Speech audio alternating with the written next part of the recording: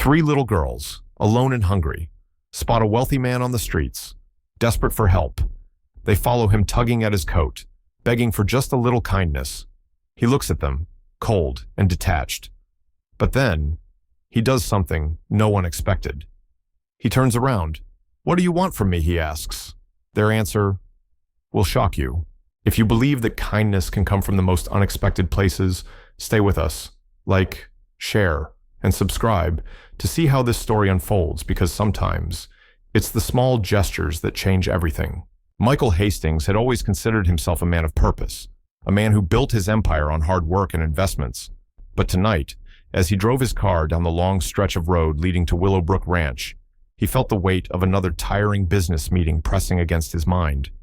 He wasn't used to being alone, but tonight, like many others, he was. The ranch was his sanctuary, a place to get away from the endless deals, the boardrooms, and the artificial smiles of the people in his life. But as he drove, the long stretch of gravel road winding through the Kansas countryside, something unusual caught his eye. Through the rearview mirror, three small figures appeared on the horizon. Michael slowed his car, squinting into the rearview mirror, unsure of what he was seeing. It was late, the sun dipping low on the horizon, casting an orange glow over the plains. But there, walking behind his car, were three little girls. The sight was strange. They were wearing ragged clothes, their small hands clutching old, worn-out dolls. Their faces were smeared with dirt, eyes wide with a quiet intensity, but there was something more unsettling about their movements. They walked with purpose, as if following his car wasn't random, but deliberate. Michael's breath hitched for a moment. He wasn't sure why, but something about them struck him. These were not the typical children one would see in this part of the world. He pulled over to the side of the road, the gravel crunching beneath the tires. His curiosity got the better of him. What were these girls doing out here alone, and why were they following him? The silence in the car was deafening. He had no intention of stopping, but something tugged at him.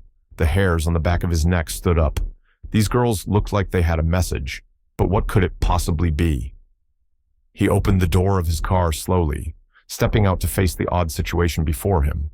The three girls stopped in their tracks, looking up at him with silent, expectant eyes. They didn't speak, not a word. He swallowed hard, trying to calm his racing heart.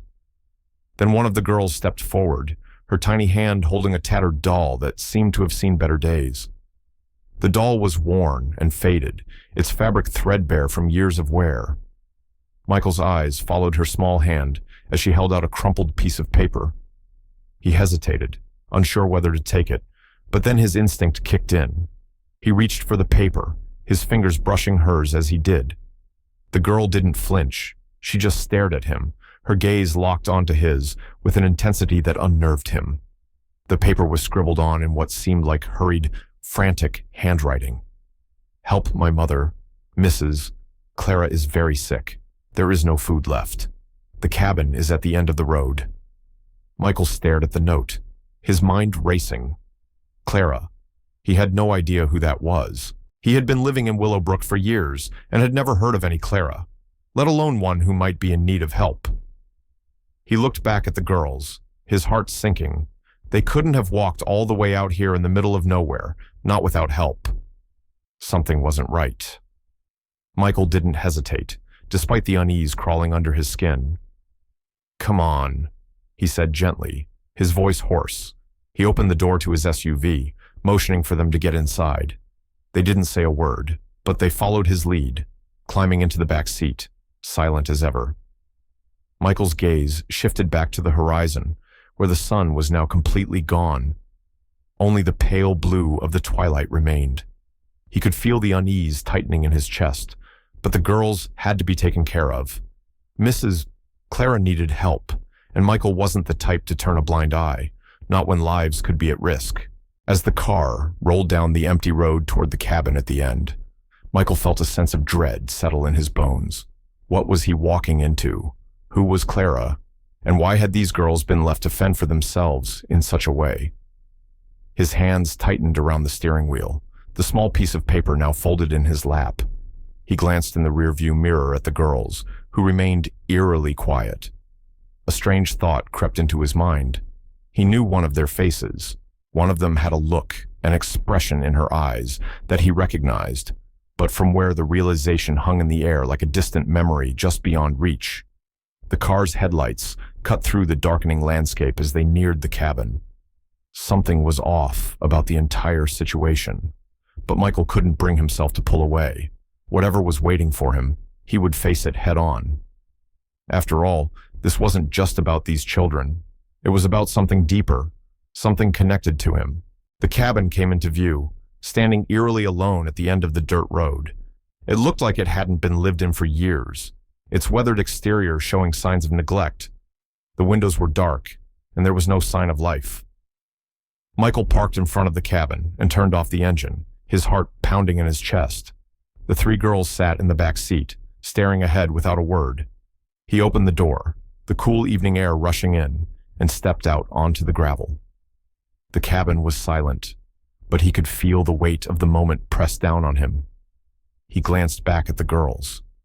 "Stay here," he said quietly, before walking toward the cabin. The silence was broken only by the sound of his footsteps crunching against the gravel. He reached the door, hesitating before he knocked. The door creaked open slightly on its own, as if it had been waiting for him. Inside, he could hear the faint sound of someone coughing, weak and labored. What had he gotten himself into? Michael Hastings had never expected that this seemingly random encounter would lead him down a path he wasn't prepared for. As he drove back to Willowbrook Ranch, his mind couldn't help but drift back to the three girls in the back seat of his SUV. They had been quiet, almost unnervingly so, ever since he had picked them up on the side of the road. The silence between them was heavy, filled with a sense of weight that Michael couldn't place. The moment had been surreal, too strange to ignore. The air in the car was thick with an unspoken tension, but Michael kept his eyes on the road, focusing on the long stretch of dark asphalt ahead. He had spent most of his life focused on investments, board meetings, and pushing his company further. But this was different. This moment felt like it belonged in a different world. These girls were from a world so far removed from his own that it made him uneasy. His mind kept circling back to one question: why were they following him? The road to Willowbrook Ranch stretched out endlessly, surrounded by fields of tall, untamed grass and open spaces that seemed to go on forever. His ranch, isolated from the rest of society, felt like a fortress, a place to retreat from the outside world. He had built it from the ground up, filling it with the fruits of his labor. But now, as he drove through the quiet of the night, it felt like an empty shell. The presence of the girls in the back seat was a reminder that despite the wealth and success, something was missing. He wasn't sure what it was, but the girls, with their silent faces, seemed to hold the key. Michael tried to shake off the unsettling feeling gnawing at him, but the unease wouldn't go away. The girl with the doll, Lily, had an expression on her face that seemed oddly familiar, though he couldn't quite place where he had seen it before. He glanced in the rearview mirror, catching a glimpse of her eyes wide, searching, as if she were waiting for something from him. The connection, though brief, was enough to make him feel as though this encounter was somehow predestined, as if he had always been on this path, whether he knew it or not. The ranch finally came into view, the towering trees surrounding it casting long shadows across the land. Michael slowed the car and turned down the narrow driveway that led to the main house. The girls sat quietly in the back, the stillness between them and Michael almost suffocating. He could hear the soft sound of their breathing, but nothing else. It was as if they didn't need to speak to be understood. Pulling up to the house, Michael parked near the porch and turned off the engine. The girls didn't move. They remained still, as if they were waiting for something to happen. The moonlight illuminated the large windows of the house, casting soft reflections across the front yard. Everything felt peaceful, yet there was a strange heaviness in the air, as if the night was holding its breath. Michael sighed, opening the door and stepping out onto the porch. He turned back to the girls, who were still sitting in the car. They hadn't made a sound since the ride began, and Michael realized how unsettling that silence had been. It wasn't the kind of quiet that came from peace. It was the quiet of something more profound, something unsaid, hidden beneath the surface. He walked around to the back of the car, and as he opened the door, the girls finally stirred. Lily, the one who had handed him the note, looked up at him with those wide, unblinking eyes.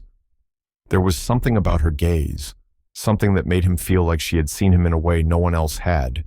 He hadn't noticed it before, but now it was impossible to ignore. "Are you coming in?" Michael asked softly, not sure why he was speaking so gently to them.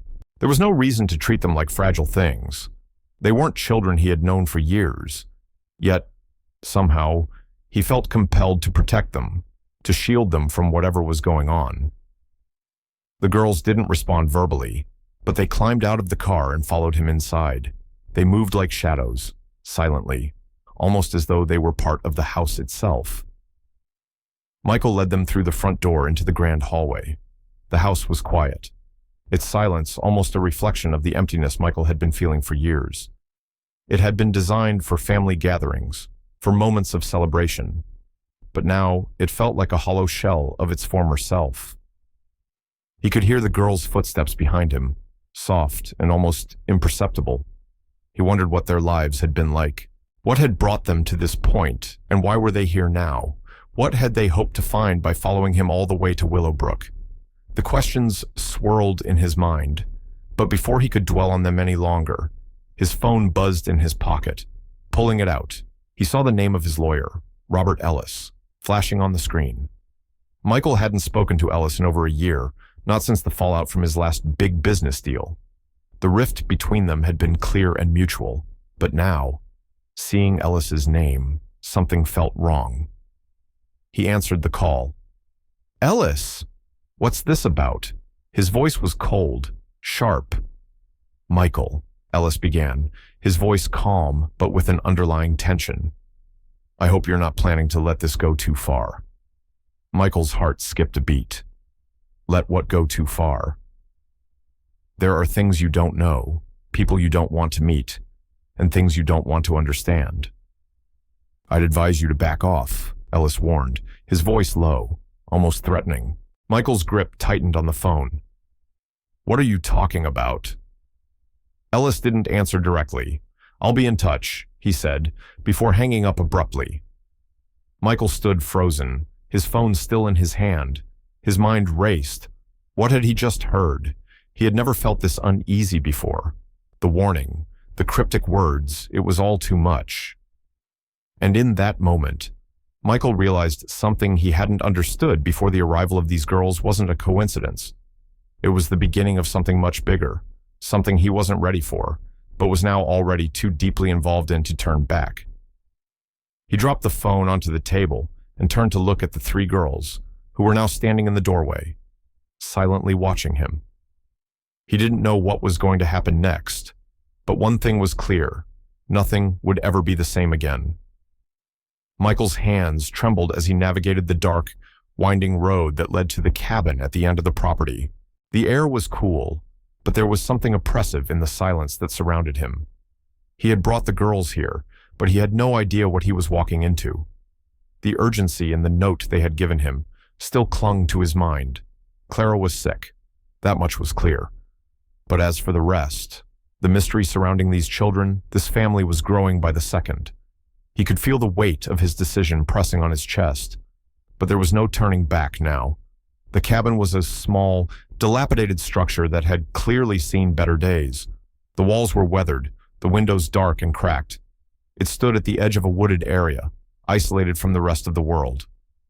Michael stopped the car and turned off the engine, the hum of the vehicle fading into the night air.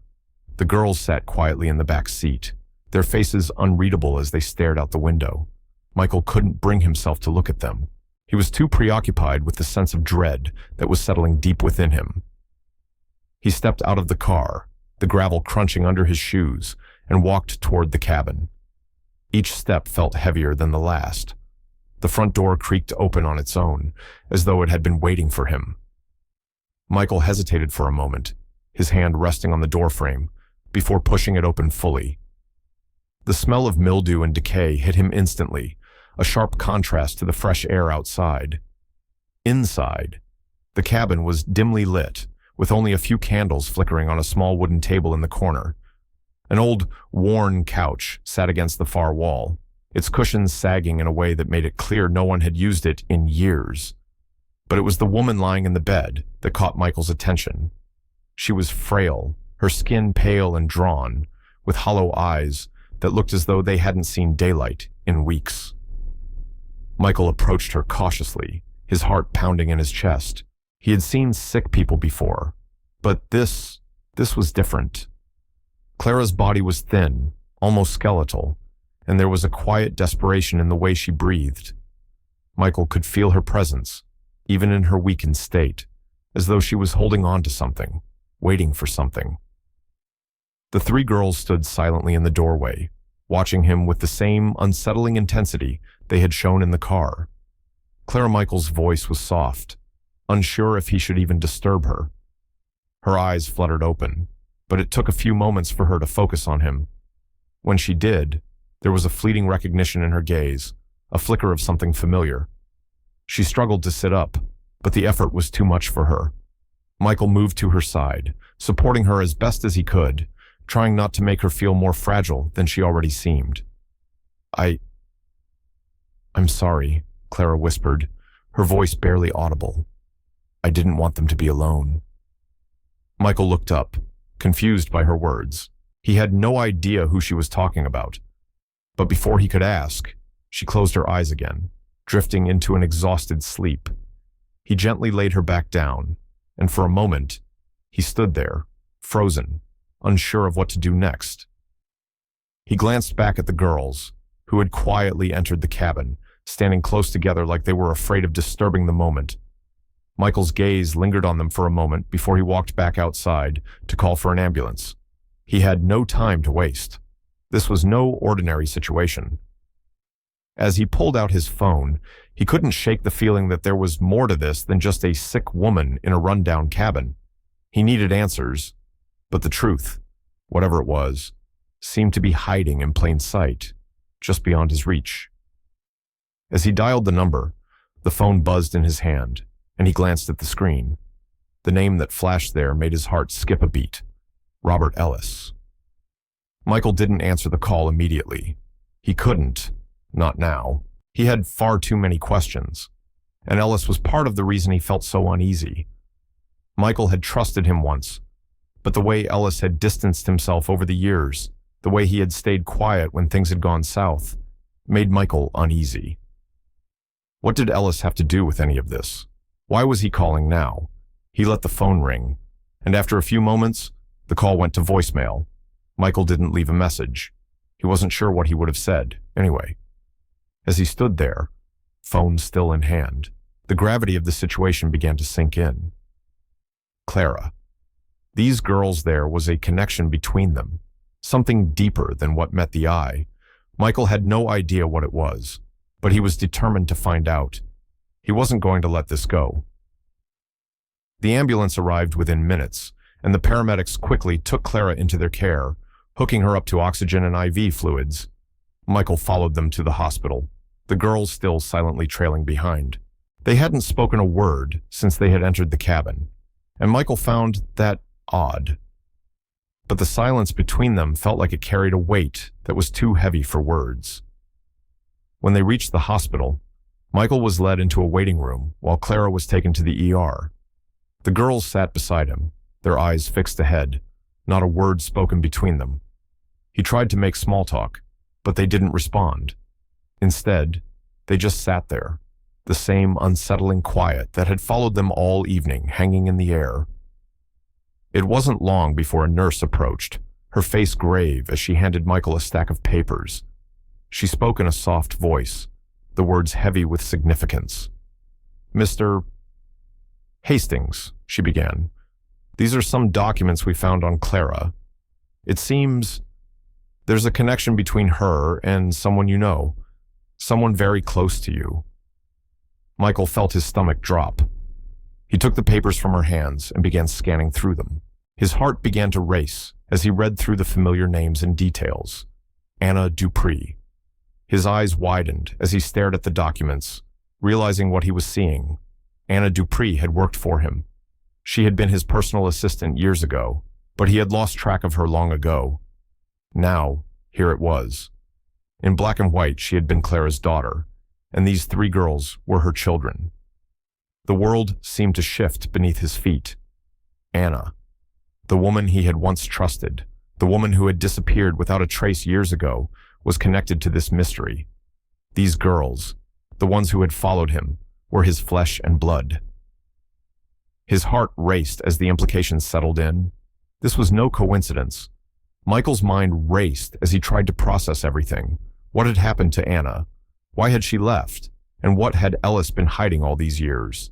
These questions needed answers, and Michael knew he was now on the precipice of something much bigger than he had ever imagined. The sterile smell of the hospital filled Michael's senses as he walked through the dimly lit corridors. It was a familiar place to him, a place he'd visited for business meetings and the occasional checkup. But today it felt different. It wasn't the kind of environment where he usually found himself tangled in personal matters, but nothing about the past 24 hours had been ordinary. The girls, silent as ever, had been taken into a private waiting room. While Clara was rushed into intensive care, Michael had given them space, but his mind was far from calm. There were too many unanswered questions about the girls, about Anna, and most pressing of all, about Robert Ellis, the lawyer who had been a close ally for years, the lawyer who had kept quiet for so long. Michael had trusted Ellis. Their business dealings were smooth, their relationship cordial. But now, with the shocking revelations surrounding Anna, he couldn't help but feel betrayed. How could Ellis have known about Anna, about these children, and yet kept silent? How could he have allowed something like this to happen? These were the questions that gnawed at Michael, threatening to unravel everything he thought he knew about his life.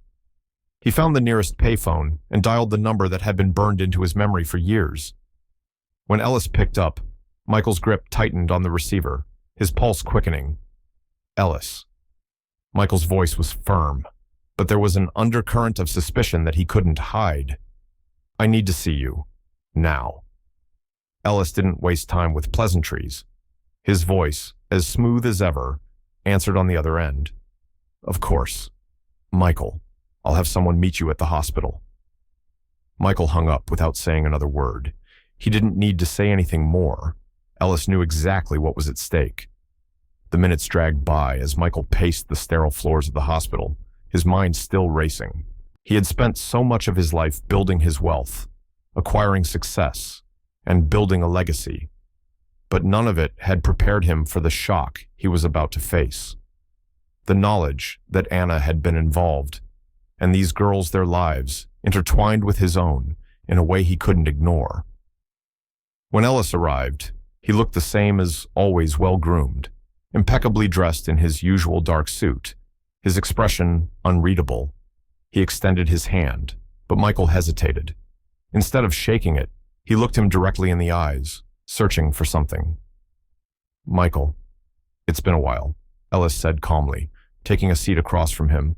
I take it you're here because of Clara. Michael didn't immediately respond.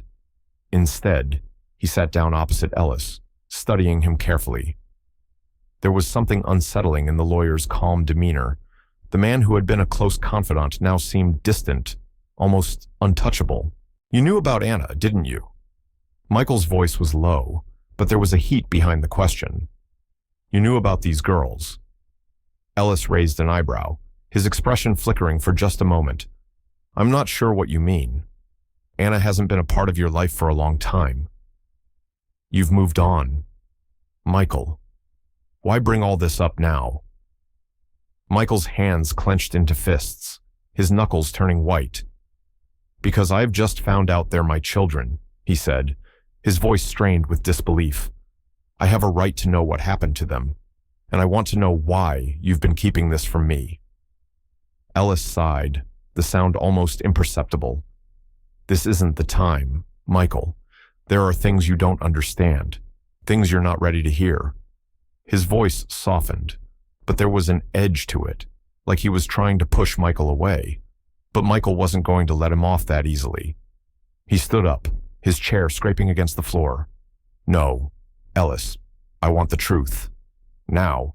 Why didn't you tell me? Why did you let me believe Anna had just disappeared?" His voice cracked slightly, the emotion in it raw and uncontained. "And these girls, my daughters, why did you let me live in ignorance all this time?"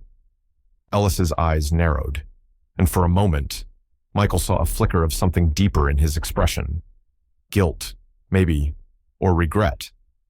But it was gone almost immediately, replaced by the same calculated, professional facade. "I did what I thought was best," Ellis said, his voice barely a whisper now. "You weren't ready to know.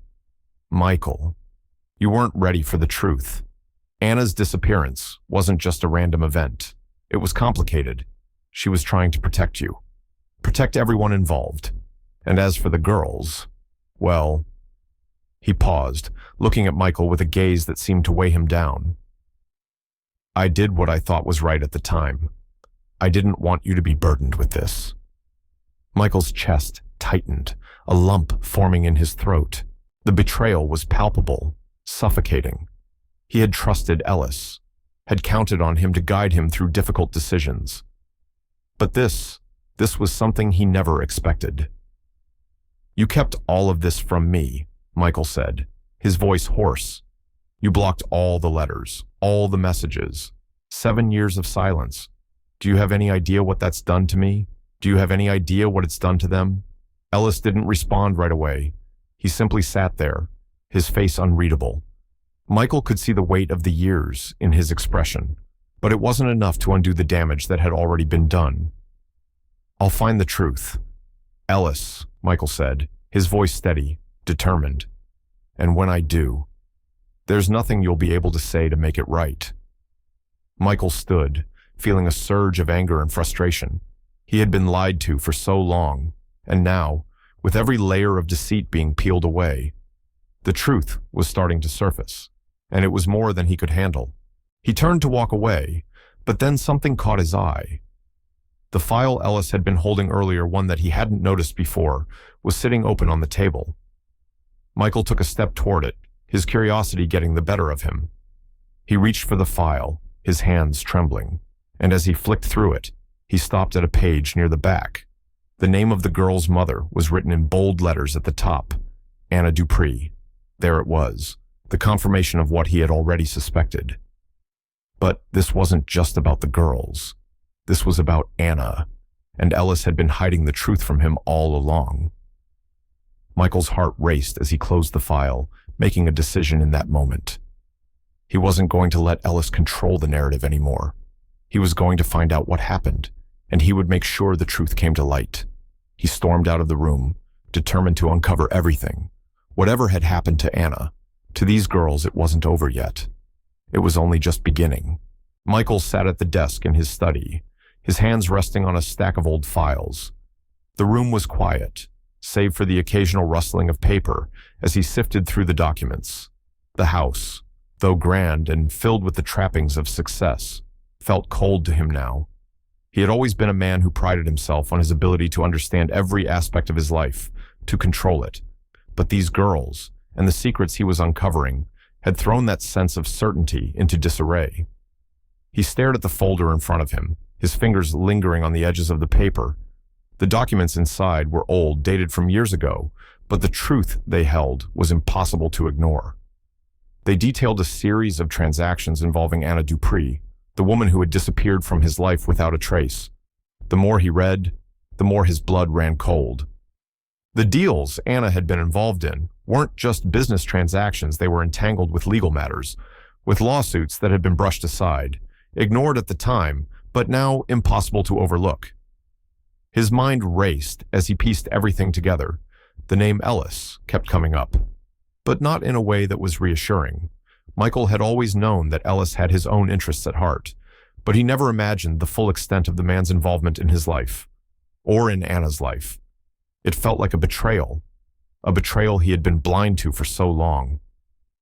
Michael leaned back in his chair, the weight of the discoveries sinking in.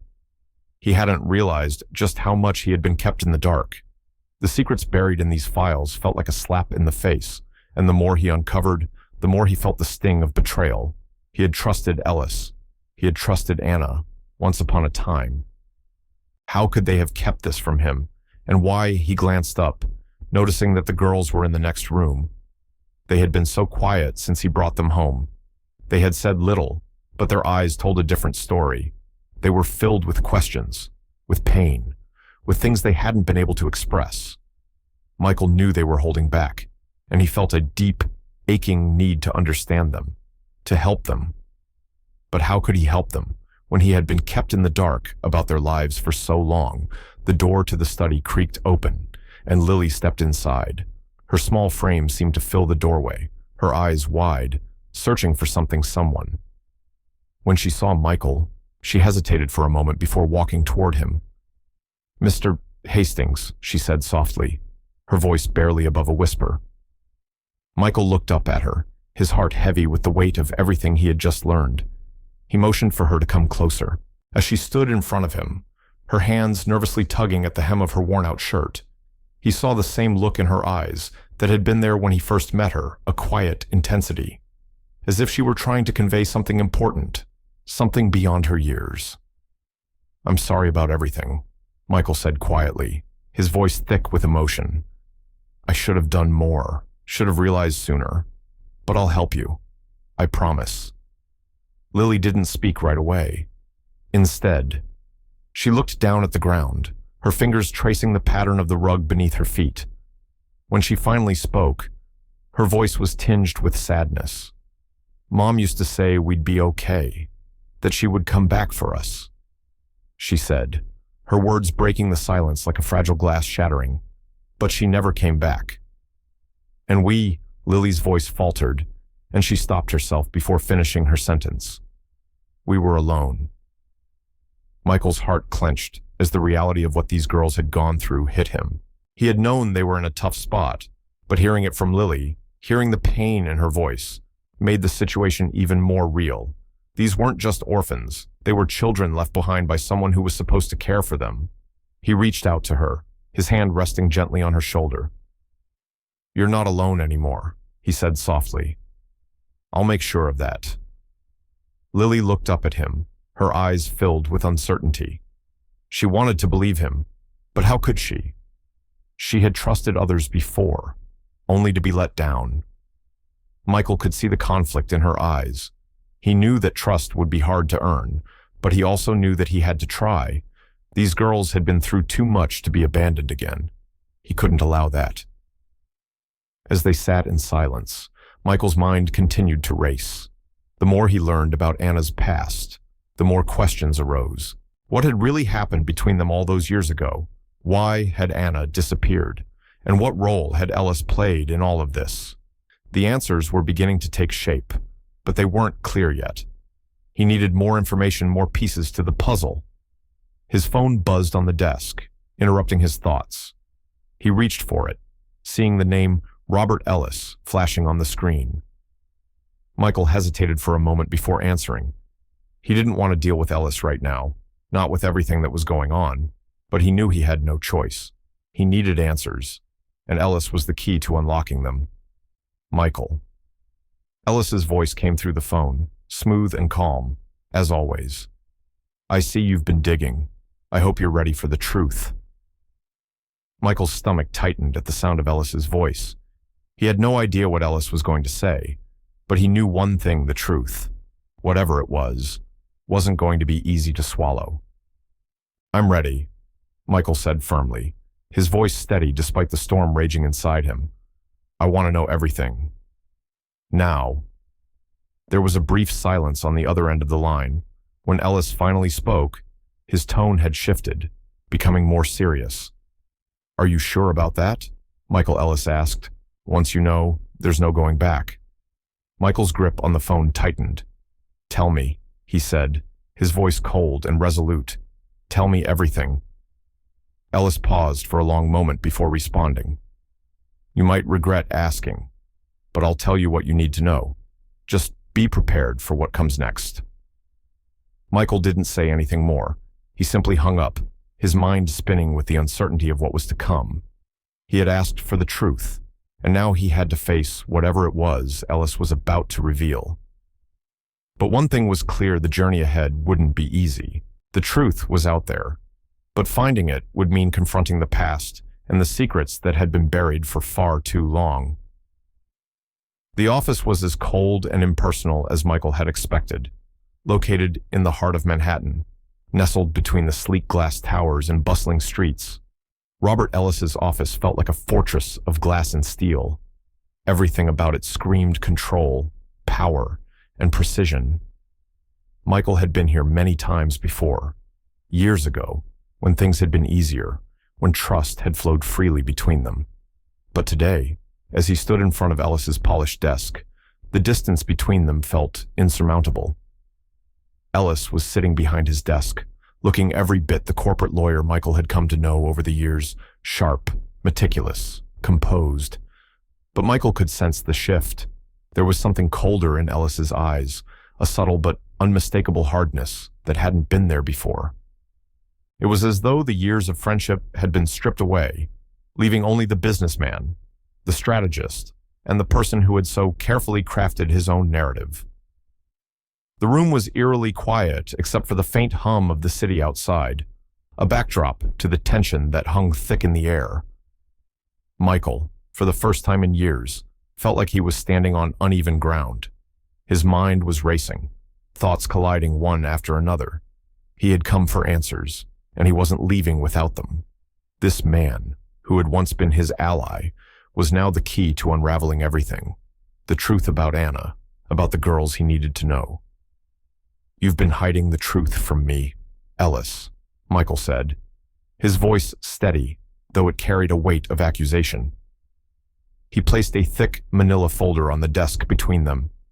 Inside were the documents that had been carefully hidden from him for years: financial records, legal correspondence, and the name that had haunted him, Anna Dupree. This wasn't just about business, was it? "You've been involved in everything, haven't you, including her disappearance?" Ellis didn't flinch. Instead, he leaned back in his chair, steepling his fingers in front of him. His eyes never left Michael's, but there was a flicker of something unreadable in them, a recognition that something had changed. "Michael," Ellis said, his tone smooth but tinged with a hint of irritation. "You don't understand what's at stake. This was never about you or me. It was always about protecting you, about keeping things in control." Michael's grip tightened around the edge of the folder, his knuckles going white. "Protecting me." His voice caught for a moment, the weight of the words sinking in. "You've been hiding the truth about my own children. You've been protecting me by keeping them from me. How could you?" Ellis's gaze shifted slightly, but his composure remained. "You wouldn't have been able to handle it, Michael. The things that were going on, the mess with Anna. You weren't ready to face it. You weren't in a position to take it on. And the girls, they've been through enough. They didn't need you dragged into this." Michael felt his chest tighten, a sharp pang of betrayal searing through him. "They're my children, Ellis. How could you think I wouldn't want to know? How could you think I wouldn't want to help them?" His voice trembled slightly now, but he quickly regained control, pushing his emotions down. "All these years, I've been kept in the dark. And now you're telling me it's for my own good." Ellis's expression softened, but only slightly. "You're angry. I understand that. But there's a bigger picture here, Michael. And sometimes, to protect the ones you love, you have to make choices that are difficult." Michael stood up, pacing the length of the office. The space between them seemed to grow with every step he took. "Difficult," he repeated, his voice rising now. "You took away my right to make that choice. You kept me away from them, from knowing the truth. And now, here we are. I've been living a lie. And so have they." Ellis didn't say anything for a long moment. He just watched Michael with a look that seemed to weigh every word that had been said. When he finally spoke, his voice was quieter, almost resigned. "I never meant for you to find out this way, Michael. But you're right about one thing. The truth has a way of coming to light. And now that you know..." He paused, looking at Michael with a sharpness in his eyes that hadn't been there before. "What are you going to do with it?" Michael stopped pacing and turned to face him, his jaw clenched. "I don't know yet. But I'm not walking away from this. Not now. Not after everything that's happened." There was a long pause, the tension between them palpable. Michael felt the weight of his decision press down on him. There was no turning back now. The truth was out, but Ellis's involvement was still hanging over him like a shadow. "Michael, you have no idea what you're getting yourself into," Ellis said finally, his voice almost a whisper. "You're not ready for what comes next. Some things are better left buried." Michael's eyes narrowed, his anger flaring again. "Don't tell me what I'm ready for. Ellis, I've been in the dark for too long. I'm ready to face whatever comes, no matter how difficult it is." Ellis leaned forward, his expression hardening. "You might regret this. Michael, there's a lot more at stake than just you. And when you start pulling at these threads, well, there's no telling where it will lead."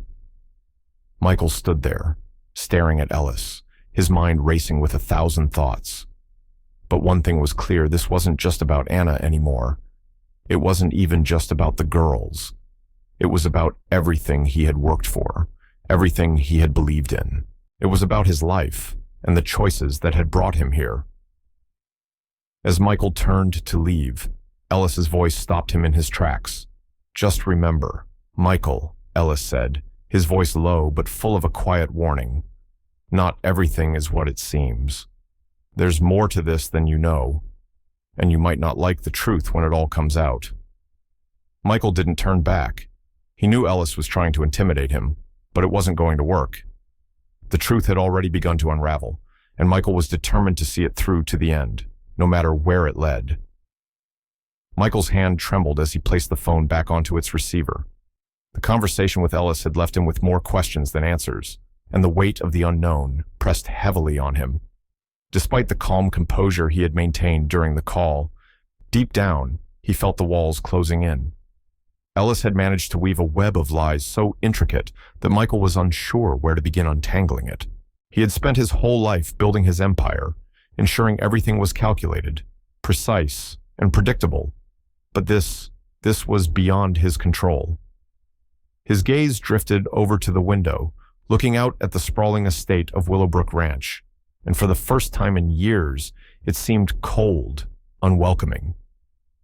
The girls were still in the next room, sitting quietly on the couch. They hadn't said much, but their silence spoke volumes. They had been through so much, and now, with Michael's involvement, they were all caught in a storm they couldn't have foreseen. His stomach tightened as he thought about them: Lily, Lucy, and Laura, 3 young lives that had been torn apart and had found their way to him. But he had no answers for them, and no idea how to navigate this chaotic mess. He had reached out to Jennifer Hayes, a lawyer he had worked with in the past. She was known for her expertise in child custody cases, and Michael hoped that she could provide the guidance and legal muscle he needed to fight for the girls. It wasn't just about legal rights, it was about protecting them, giving them a future free from the shadows that had haunted them for so long. Jennifer's office was located in a modest building near downtown Kansas City, not far from the courthouse. When Michael arrived, she was already waiting for him, a stern yet welcoming presence. Her sharp eyes, framed by her dark hair, assessed him as he entered, but there was no judgment, just a quiet understanding. She had always been a woman of action, and Michael had always respected her for it. "Michael," Jennifer greeted him, her voice calm but purposeful. "I'm glad you called. We have a lot to talk about." They sat in her office, the walls lined with bookshelves and the faint scent of old paper in the air. Michael had come here before, but this time, the stakes were much higher. The weight of the girls' future rested on the conversation they were about to have. Jennifer took a deep breath before speaking. "You're doing the right thing. Coming to me," she said, her tone reassuring but firm. "But you need to understand. This isn't going to be easy. Ellis is a formidable opponent. He's got connections, influence, and he's been playing this game for a long time. We'll need to be strategic. We'll need to hit him where it hurts." Michael nodded, though a part of him still felt the sting of betrayal. How could someone he had trusted so much be the very one standing in the way of the girl's future? How could Ellis have kept all of this from him, hidden the truth for so many years? The questions churned inside him, but he knew that focusing on them wasn't going to help. What mattered now was finding a way to move forward. "I'm ready to fight for them," Michael said, his voice unwavering. "I don't care what it takes. I'll do whatever it takes." Jennifer leaned forward, her hands clasped on the table in front of her. "I can see you mean it, Michael. But you need to understand something. This case isn't just about you and the girls. It's about Anna, too. And about what's really been going on behind the scenes." Michael's heart skipped a beat. "What do you mean?" Jennifer's expression hardened, and for the first time, Michael saw a flicker of concern in her eyes. "I've done some digging of my own, Michael, and there's something you need to know. Something that Ellis hasn't told you." Michael's brow furrowed in confusion. "What do you mean? What's he hiding?" Jennifer looked him directly in the eyes, her voice dropping to a whisper. "Anna wasn't just a victim in this, Michael.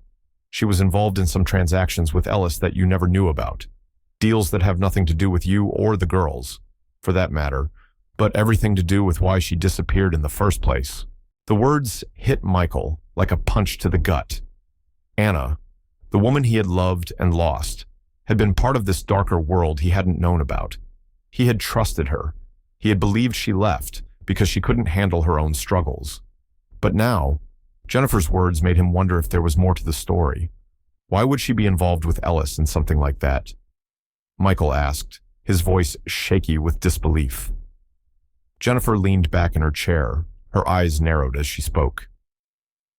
"I don't know all the details, Michael, but from what I've found, it looks like Anna was caught up in something that went far beyond just leaving you. She was in deep, and Ellis had his hands in it." Michael felt a coldness spread through him. He had always thought that Anna had disappeared because she was trying to protect the girls, but now he wasn't so sure. Had she been coerced? Had she been trapped in something far more dangerous than he could have ever imagined? "What does that mean for the girls?" Michael asked, his voice tight with fear.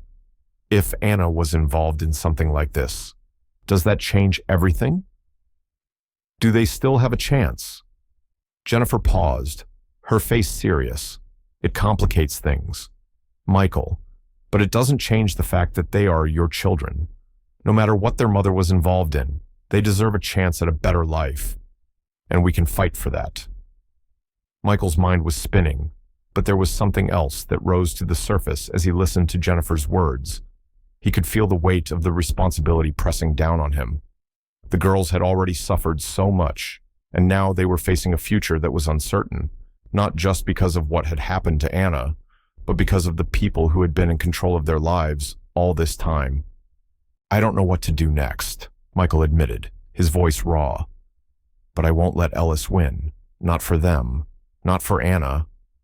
Jennifer stood up, moving to the filing cabinet behind her and pulling out a thick stack of papers. "Then let's start with the truth," she said, handing him the files. "We'll build a case. We'll fight for these girls. And we'll make sure Ellis can't keep playing the game." Michael took the papers from her, feeling the weight of the responsibility settle into his chest. This wasn't just about winning a legal battle. This was about saving the girls and ensuring they had a future where they could thrive. But as Jennifer's words echoed in his mind, Michael couldn't shake the feeling that this was only the beginning. The road ahead would be long, and the truth he sought might be darker than he had ever imagined. As he left the office and made his way back to Willowbrook Ranch, the phone in his pocket buzzed, pulling him from his thoughts. It was a message from Ellis. "You sure you want to know everything? Michael, it's not going to be pretty." Michael stared at the screen, his finger hovering over the message, before finally typing his response. "Tell me. I'm ready." The courtroom was heavy with tension. The wooden walls of the old courthouse in downtown Kansas City felt like they were closing in on Michael as he sat at the table across from Jennifer. He could feel the eyes of the audience on him, some sympathetic, others skeptical. His heart raced, but he kept his expression neutral, doing his best to maintain control. The battle for custody of the girls was now in full swing, and today, everything he thought he knew about his life was being questioned. The air smelled faintly of old paper and the lingering aroma of stale coffee. The courtroom's high ceilings echoed with the weight of unresolved stories, stories that seemed to belong to someone else entirely. But today, they were his. The truth was beginning to reveal itself, bit by bit, and Michael wasn't sure he could handle it. Jennifer sat beside him, her gaze fixed on the judge, her fingers tapping lightly on the table in a rhythmic pattern. Her presence was a small comfort, though Michael couldn't shake the feeling that the ground beneath them was shifting. He had always trusted Jennifer, but now, with everything that had come to light, even she seemed like an ally in a war he had never imagined. "Michael," she said quietly, leaning toward him as the judge began addressing the room, "you need to focus on the girls. They need you to stay strong." He nodded, though his thoughts were elsewhere. The girls, Lily, Lucy, and Laura. The reason he was sitting here today, the reason his world was upside down. They had already suffered so much. And now, as the legal battle for their future played out before him, Michael couldn't help but wonder if any of it would be enough to protect them from the forces that had kept them apart for so long. The opposing side had made their case vaguely, unconvincingly, but with just enough suspicion and doubt to create an opening for them to exploit. Michael knew the next phase of the case would be the hardest, but he had no choice but to press on. The truth needed to come out. No more lies, no more manipulation. As the afternoon wore on, the tension in the room mounted. Jennifer presented their case with a quiet confidence, detailing everything they had uncovered so far, the documents, the hidden communications, and the growing evidence that Anna had been involved in something much larger than Michael had ever realized. But it wasn't just Anna's secrets that haunted Michael.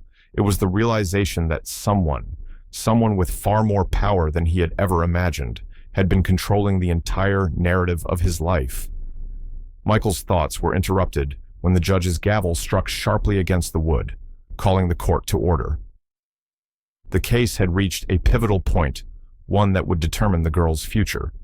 The judge had called for a recess, allowing the lawyers a moment to regroup before the final arguments were made.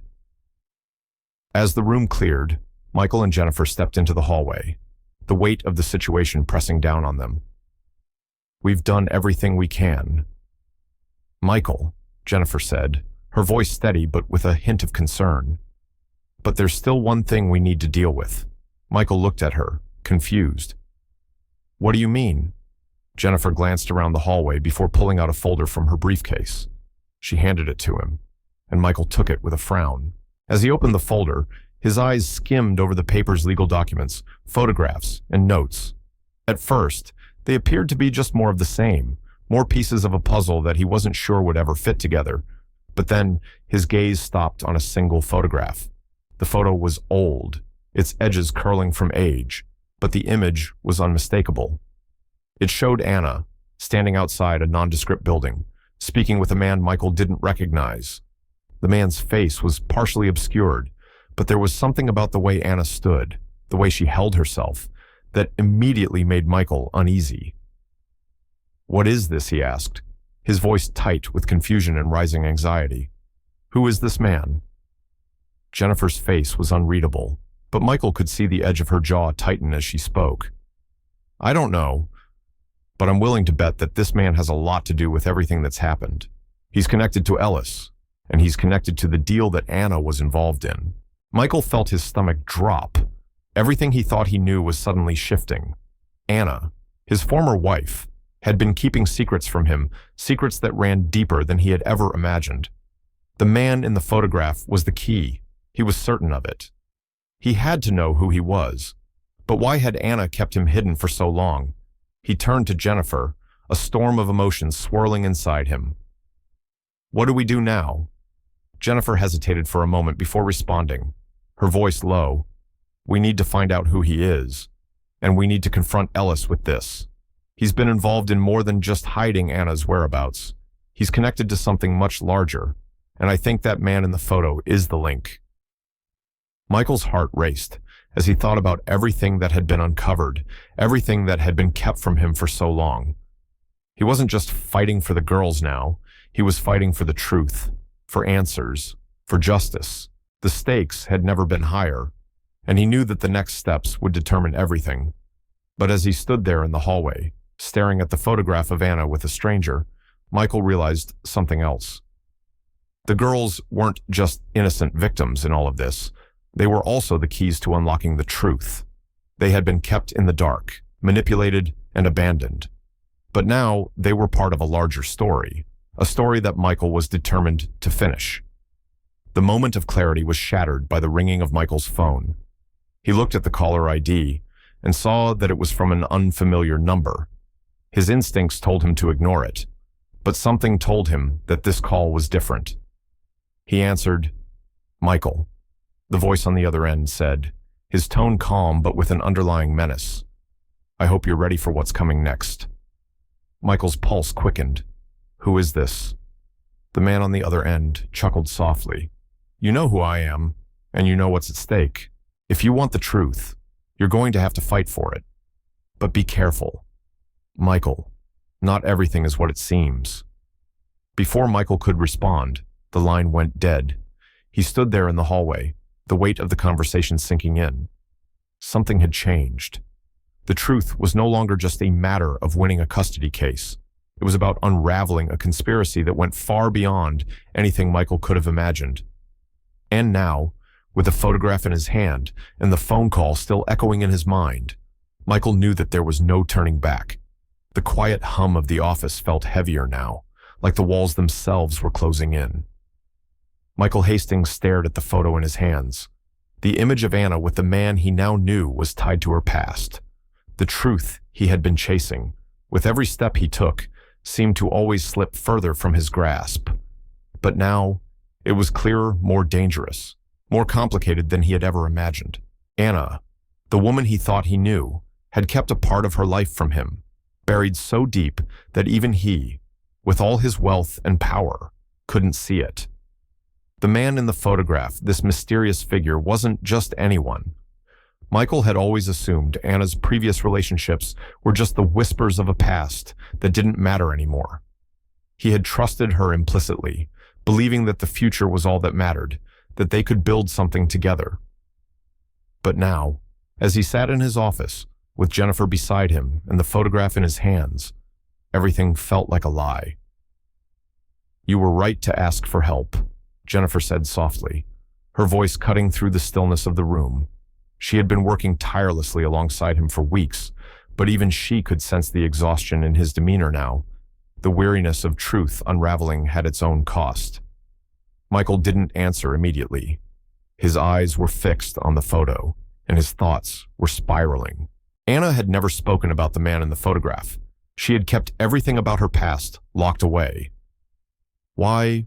What was she hiding? What had Ellis really done? His mind raced with questions that couldn't be answered yet. Jennifer, sensing his internal struggle, pressed on. "Michael, we need to confront Ellis. He's been lying to you. He's not just manipulating your relationship with the girls. He's been pulling strings for years. And now, it's not just about your custody battle. It's about everything he's done to both you and Anna. The more you let this fester, the more it'll tear everything apart." "I know," Michael muttered, but his voice didn't carry the certainty he usually had. This wasn't just another business deal. It wasn't a problem that money could solve. No amount of wealth could undo the betrayal, the years of manipulation. This was personal. A sudden knock on the door pulled him out of his spiraling thoughts. Jennifer stood up to answer it, and a few moments later, a young assistant from the law firm entered, holding a thick stack of files. He handed them over to Jennifer, who gave them a quick glance before her brow furrowed. "These came from the courthouse," she said quietly. "Documents related to the last hearing, but there's something odd about them." She flipped through the papers. Michael's curiosity piqued. It wasn't the legal jargon that caught his attention. It was the names. One of the names, near the bottom of the list, stood out Harold Finch.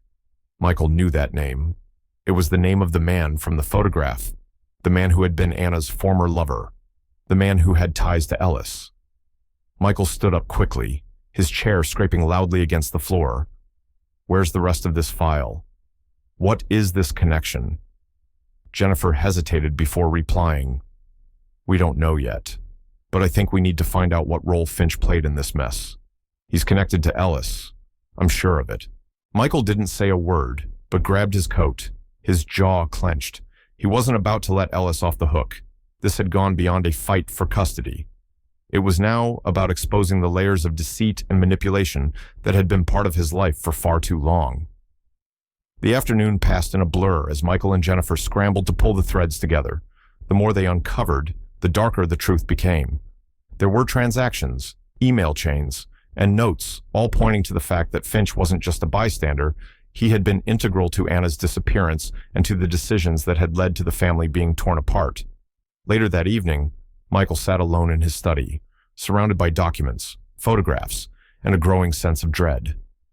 The weight of the truth was sinking in. He had trusted Ellis, had built his career on those bonds. And now, he was realizing just how deeply they had been compromised. He looked at the photograph again.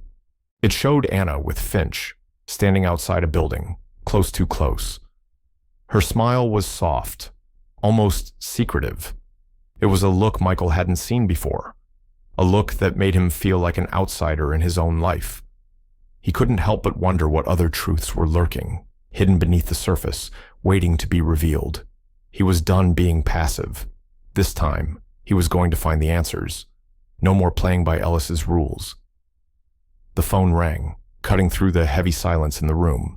It was Ellis. Michael's heart skipped a beat. He hadn't spoken to him directly since their last confrontation. Michael, Ellis said, his voice smooth but laced with something darker. I've been meaning to speak with you. I'm listening, Michael replied, his voice cold, controlled. I'm sure you've been finding out more than you should, Ellis said, his tone shifting slightly. You're digging into things that are better left buried. And if you keep pushing, you'll regret it. Michael's fingers tightened around the phone. What do you mean? What are you hiding? Ellis chuckled softly, the sound sending a chill down Michael's spine. You're about to find out. But remember, Michael, not everything is as it seems. You think you know the truth, but you're only scratching the surface. Before Michael could respond, the line went dead. He sat there for a moment, staring at the phone in his hand. 1,000 thoughts raced through his mind, but one stood out above all others. This wasn't just about the custody battle. This wasn't even about Anna or the girls. This was about something bigger, something far more dangerous. As he sat there, processing everything he had just learned, there was one undeniable truth. The battle was far from over. And Ellis was right. Michael had no idea just how deep this rabbit hole went. He stood up, his mind set. He wasn't going to let this go. He wasn't going to let the past define him, and he wasn't going to let his daughters live in the shadows of secrets and lies. He had to fight not just for the girls, but for everything he thought he knew about himself. The truth was out there, and Michael Hastings was going to find it, no matter what it took. The afternoon sunlight streamed weakly through the blinds of Michael Hastings' office, casting long shadows across his desk. He'd been working non-stop since the latest revelations had shaken his world to its core. The photos, the documents, the letters all had led him to one bitter truth. Anna's life had been controlled by forces much darker than he had ever imagined. But as he sat there, his fingers still trembling slightly as they hovered over his phone, the questions continued to swirl in his mind. Why hadn't he seen it sooner? How could he have been so blind to the signs? Michael's mind flashed back to the times he had trusted Ellis, the man who had once been his ally, his friend. But now, in the wake of all that had been revealed, he couldn't shake the feeling that he had been played all along. The betrayal was personal. Anna, his late wife, had been a part of this mess too. She had hidden so much from him, and yet he could no longer blame her entirely. The guilt that surged through him now was overwhelming. He was aware that his thoughts had taken over.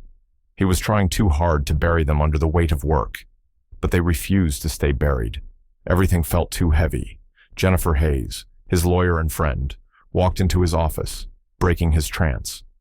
She looked at him carefully, her eyes tracing the lines of exhaustion etched into his face. "Michael," she said quietly, her voice soft with concern. "I can see that you're struggling." "I'm fine," Michael replied, forcing a smile. But even to his own ears, the response sounded hollow. Jennifer raised an eyebrow, knowing him too well. "No, you're not. You don't have to carry this weight alone. You know, we're in this together." Michael looked at her, a slow breath escaping his lips as he rubbed his temple. He had no idea how to explain it to her, to anyone.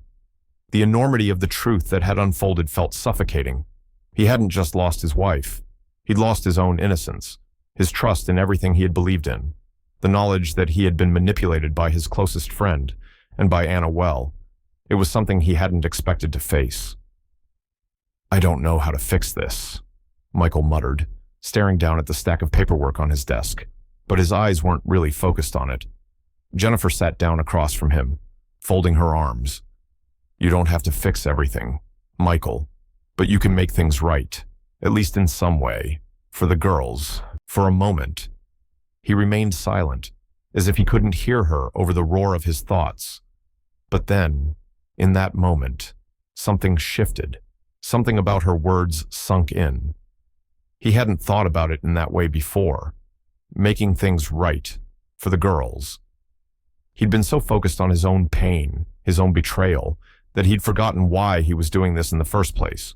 It wasn't just about punishing Ellis or uncovering secrets from the past. It was about giving Lily, Lucy, and Laura a future that didn't have to be stained by the mistakes of their parents. It was about giving them a chance at something better, something that was within his power to provide. And so, Michael made a decision that surprised even him. He stood up suddenly, his mind made up, "I need to do something. I can't keep wallowing in this. Not anymore." Jennifer looked at him, her eyes narrowing with curiosity. "What are you thinking I'm going to help them?" Michael said, his voice firmer now, the weight of his words sinking in. "I'm going to help the kids in Anna's old community. I know it's not much, but I can't change the past, but I can change something now. For them." He wasn't sure why he was telling Jennifer this now, or why he felt the need to take this step. Maybe it was because he had to, because it was the only thing that seemed to make sense in this world that had turned upside down. Over the next few days, Michael quietly set things in motion. He didn't tell anyone about his plans, not even Jennifer.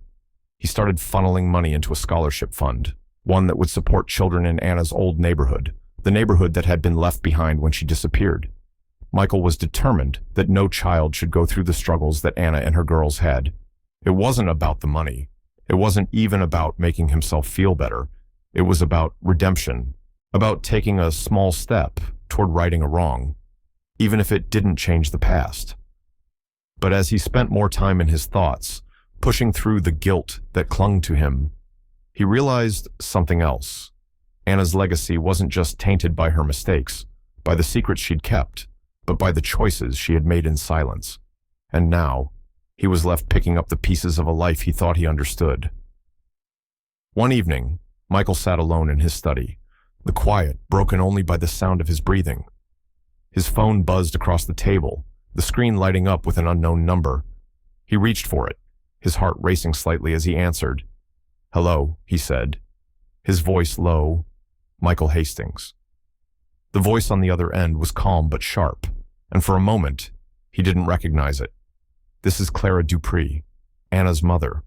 Michael's heart skipped a beat. It was a voice he had never thought he'd hear again. He had only heard bits and pieces of Anna's family over the years. But this was different.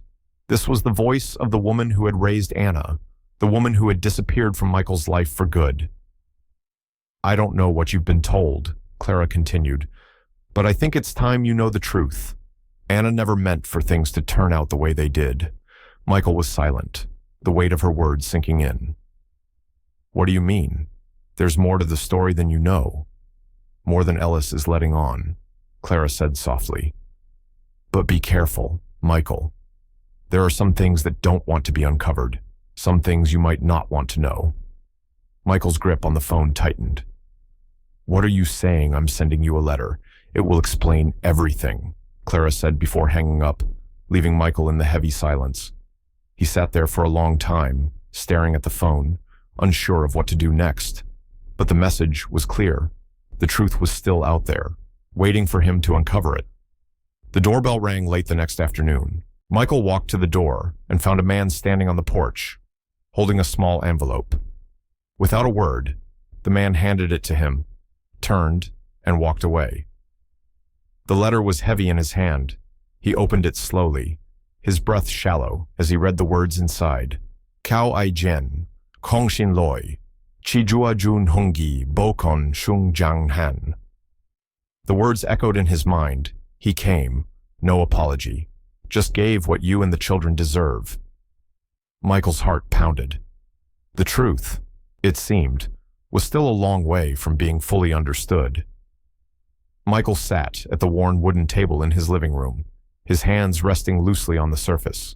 The evening light filtered in through the half-drawn blinds, casting muted shadows that made the room feel smaller than usual. He had spent the last several months trying to rebuild his life, trying to make sense of everything he had uncovered. The three girls, Lily, Lucy, and Laura, had started to become more than just a project or a responsibility. They were becoming a part of his life. But even with all the progress, the weight of their shared history remained. Tonight was different. The usual chatter between them had fallen into an uncomfortable silence. The air was thick with something unspoken, a tension that neither he nor the girls could ignore. Michael could see it in their eyes. The trust they had begun to place in him was still fragile. He knew they needed him, but the ghosts of his past haunted him every time he looked at them. He could feel the responsibility, the longing for redemption, and most of all, the guilt. He had been a father to them in every sense of the word, but that didn't change the fact that their biological father, the man who had abandoned them, was the same person who had once been his own father. Michael's mind raced as the realization hit him again, sharper than before. His father had been the one who had unknowingly set the wheels in motion, who had left a trail of destruction in his wake. The thought made Michael want to scream. The girls were watching him now, their faces open, waiting for him to say something. But the words wouldn't come. His chest felt tight, and his breath was shallow. What did they need from him? Did they expect him to absolve them of the pain their family had suffered, or were they still hoping that he could somehow fix everything? Despite the impossible mess, they were all in. Finally, it was Lily who broke the silence. Her voice was soft, almost hesitant. Michael, what happened to our mom? With you and her? The question hung in the air, and Michael felt a knot form in his stomach. He had never openly discussed the past with them, never allowed himself to fully acknowledge how everything had been affected by Anna's secrets. He looked down at the table, the weight of the moment pressing heavily on him. For a moment, he couldn't find the right words. He had always prided himself on being a man of action. But this was a mess that no amount of fixing could resolve. Lily. His voice faltered as he looked up at her. I owe you an explanation. But even after all this time, I don't have all the answers. Lucy, the most reserved of the three, looked up at him with her dark, steady eyes. It's okay, Michael. We know it's complicated. Michael felt his chest tighten, the words he had been avoiding for so long threatening to spill out. The truth was painful, but it was also a truth they deserved to hear. He couldn't keep it hidden anymore, not from them. He was tired of keeping secrets, tired of pretending that everything could just be fixed with a smile. I don't think I can ever truly forgive myself for the part I played in all this, Michael said quietly, his voice barely above a whisper. But I've come to realize that the man who did this to our family wasn't just Ellis. It wasn't just Anna. It was my father, too.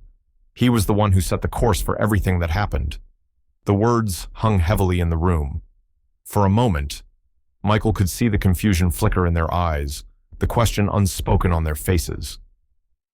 My father, he continued, his voice thick with emotion, was the one who manipulated Anna and ultimately hurt all of us. It wasn't just about business deals or power. He used people to control their lives, and somehow, in all that, I got caught up in it. I failed to see the signs. I failed to protect you girls, just like I failed to protect my own mother. There was a long pause. Michael's heart hammered in his chest, but he kept his gaze steady.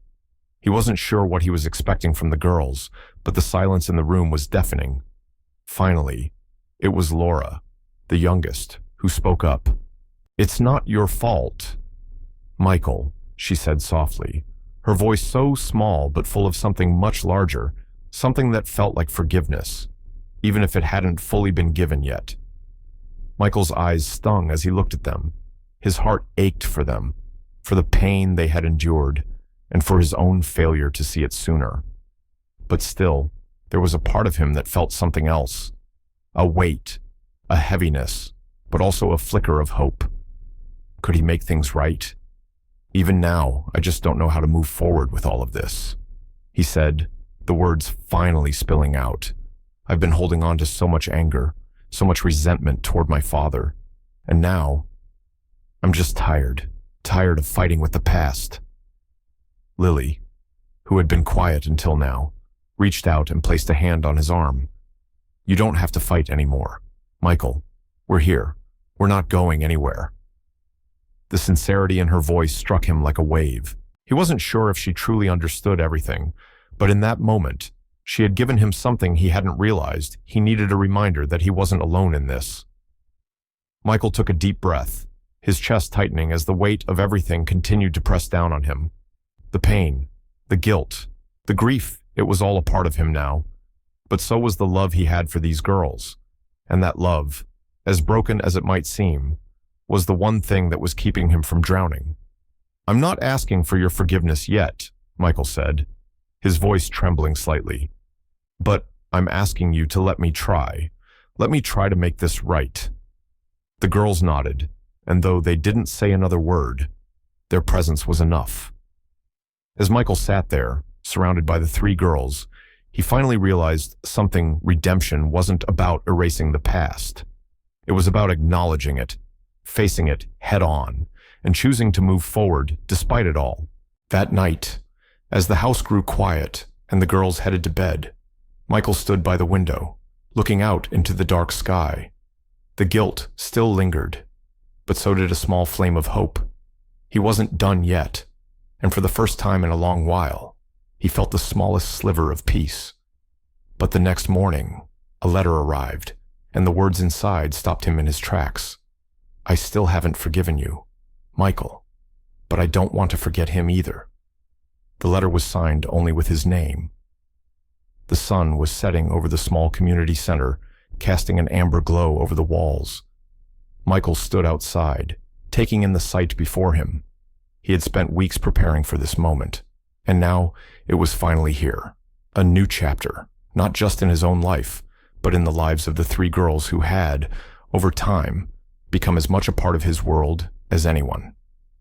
The event wasn't grandiose. There were no large sponsors or flashy displays. It was simple, a community-driven project meant to give children a sense of belonging, to allow them to feel seen and valued.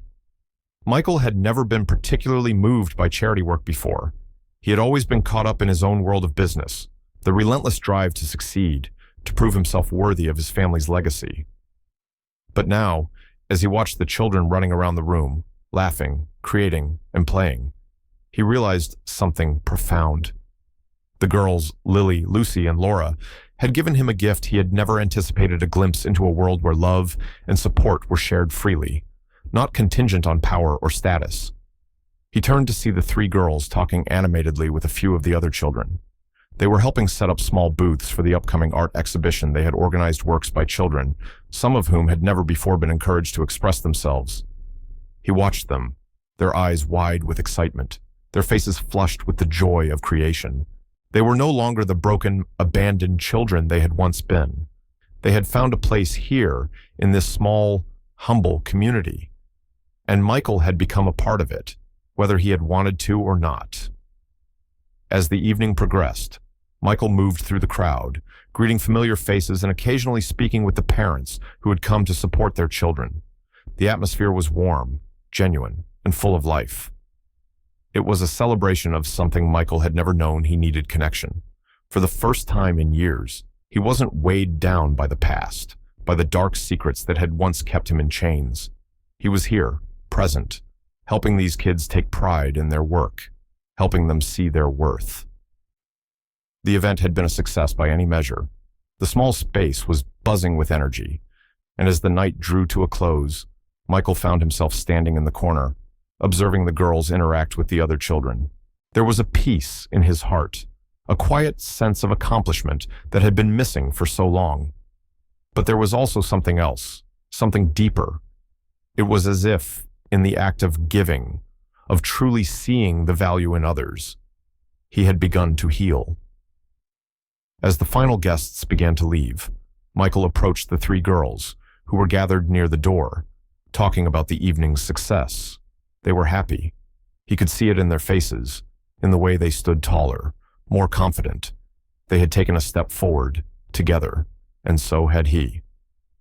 "Well, what do you think?" he asked, his voice filled with a quiet pride.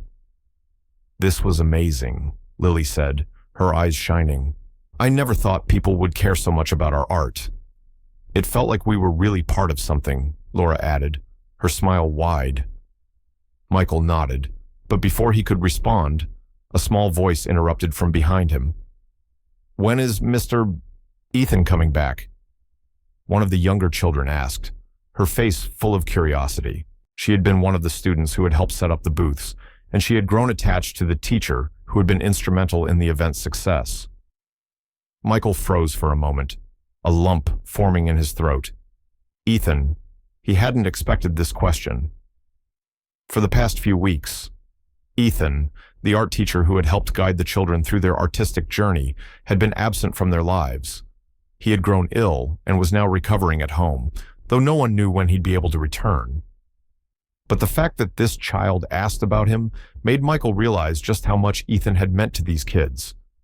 He had brought hope and a sense of security, the kind that Michael had never been able to provide, no matter how hard he tried. "I'm sure he'll be back soon," Michael said, trying to mask the tightness in his chest. "He's just taking a little time to rest." The child nodded, accepting his answer without hesitation. But Michael couldn't shake the weight of her question. Ethan had become a figure these children could rely on, someone who had helped them believe in their worth. It was something Michael hadn't been able to do, even after all this time. But in that moment, he realized that maybe that was okay. Maybe Ethan could be the one to give them the stability they needed. Michael's job, then, was to ensure they had the opportunities to thrive. As the last few guests filtered out, the three girls approached Michael, their faces bright from the evening's success. "Michael, I think we really did something special tonight," Lucy said, her voice full of warmth. "I agree," Michael replied, a soft smile forming on his face. "You've all made this possible." But just as they were about to leave, something unexpected happened. A man, dressed in a dark suit, walked in through the door. His presence was imposing, yet there was a calm about him that made it impossible to ignore. He looked around the room, his eyes scanning the crowd, before finally locking onto Michael. Michael felt a strange flutter in his chest. He didn't recognize the man, but there was something eerily familiar about him. The man made his way toward Michael, his gaze unwavering. "Are you Mr. Michael Carter?" the man asked, his voice low but steady. "Yes," Michael replied, his curiosity piqued. "Can I help you? I've been following your work," the man said, pausing for a moment. "And I wanted to ask, who is Mr. Ethan?" Michael blinked, caught off guard by the question. He wasn't sure why, but the man's tone sent a shiver down his spine. He had heard rumors of strange connections surrounding Ethan, but he had never considered the possibility that someone outside their small community might have an interest in him. "He's a teacher here, just helping the kids with art," Michael said, trying to brush off the question. The man nodded, but there was something unsettling in his gaze. I see. His words hung in the air, laden with an unspoken weight. I'm sure he's done more for these kids than you realize. Michael frowned, his mind racing. The man's presence, his manner, made him uneasy. As the man turned to leave, Michael couldn't shake the feeling that this encounter was the beginning of something far more complicated than he had anticipated. The questions were starting to pile up, and Michael felt himself at the center of it all. He hadn't expected his life to change this much, but here he was, caught in the undertow of secrets, lies, and connections he had never even imagined. Just as the door closed behind the mysterious man, Michael's thoughts were interrupted by a familiar voice. "What do you think that was all about?" Lily asked, her voice laced with curiosity. Michael stood there for a moment, unsure of how to answer. "I don't know," he said quietly, his gaze lingering on the door. "But I think we've only just begun." It had been an extraordinary day at the community center. The small gallery, filled with vibrant pieces of artwork from children of all ages, had become a symbol of hope and opportunity for those who had once felt invisible. Michael had spent the last several weeks overseeing the project with the three girls, and watching them pour their hearts into the event filled him with a pride he had never expected to feel. It had all started with a desire to give back, to offer the girls a chance at something better, something more meaningful than the brokenness they had known. But as the day wore on, Michael couldn't help but feel a shift inside himself, a shift that was becoming harder to ignore. Lily, Laura, and Lucy were no longer the same fragile children who had once entered his life, broken and confused. They had become strong, vibrant individuals, full of potential. And Michael, he was no longer just the man who had offered them a place to stay. He had become something more to them, something permanent. As the event drew to a close, with the last of the children gathering their artwork and parents saying their goodbyes, a moment occurred that would change everything. Michael was standing in the back of the room, watching the kids gather their things, when a little boy approached him, eyes wide and hopeful. He was one of the younger children who had helped organize the event, a shy, quiet kid who often seemed to hang back. He tugged at Michael's sleeve, his face serious. "Thank you, Mr. Michael," the boy said softly. Michael crouched down to his level, smiling warmly. "You did an amazing job today," he said. "I'm proud of you." The boy nodded, but then something unexpected happened. He looked up at Michael with big, trusting eyes and asked, "Are you my dad now?" The question hit Michael harder than he could have anticipated. It was a simple question, and yet it felt as if the ground beneath him had shifted. For a moment, time stood still. The boy's gaze was filled with innocence, a genuine question from a child who had no understanding of the complex emotions that flooded Michael's mind. "I'm not your dad," Michael said gently, his heart heavy with the weight of the truth. "But I care about you very much, and I'll always be here for you." The boy smiled and nodded, seemingly satisfied with the answer. He ran off to join his friends, but Michael remained where he was, kneeling on the floor, the question still echoing in his mind. "Are you my dad now?" It was a simple question, but it had sent a ripple through Michael's entire being. For so long, he had kept his distance from these children, treating them as his responsibility, as people to help, to give a better life to. But in that moment, he realized something he hadn't fully allowed himself to admit before. He wasn't just providing for them anymore. He had become a part of their lives in a way that was irrevocable. They had become his family, and in their eyes, he had become something more than just a benefactor. He was a father figure to them. Michael stood up, feeling a weight settle in his chest. He watched the three girls across the room, laughing and talking to the other children, their faces glowing with the happiness that only came from being part of something meaningful. They weren't just survivors anymore. They were thriving. It was at that moment that Lily turned and caught Michael's eye. She smiled brightly, walking over to him with the other two girls following closely behind. "We did it," Michael Lily exclaimed, her voice full of excitement. "We really did it." Michael nodded, his heart full. "You did all the hard work," he said. "You should be proud of yourselves." But as they stood there, basking in the success of the evening, a quiet realization crept into Michael's heart. He had always thought of himself as a distant figure in their lives, someone who was helping them from afar. But today, he was something more. He was a father, in every way that mattered.